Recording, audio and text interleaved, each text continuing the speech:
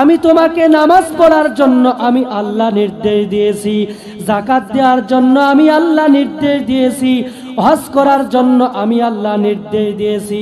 বান্দা তুমি প্রতিটি আমল করবে, কিন্তু আমল করার ক্ষেত্রে আমি আল্লাহর রাজি খুশিটা সামনে রাখবে। খবরদার তোমার নামাজটা যেন অন্য মুসল্লিকে দেখানোর জন্য না হয়। ও বক্তা সাহেব, তোমার ওয়াজটা যেন শ্রোতাদেরকে খুশি করার উদ্দেশ্যে না হয়। ও শ্রোতা, তোমার মাহফিলে আসার উদ্দেশ্য যেন আল্লাহকে খুশি করা ছাড়া অন্য কোনো উদ্দেশ্য না হয়। তুমি যা কিছু করো না কেন সব একমাত্র আল্লাহর খুশির জন্য করো।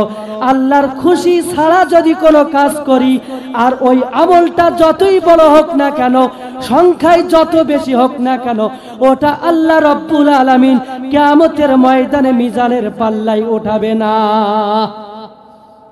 হাদিস শরীফে নবী আমার ইরশাদ করেন, ইন্নাল্লাহা লা ইয়াকবালু মিনাল আমালি ইল্লা মা কানা খালিসান ওয়া বুতগিয়া বিহি ওয়াজহুহু।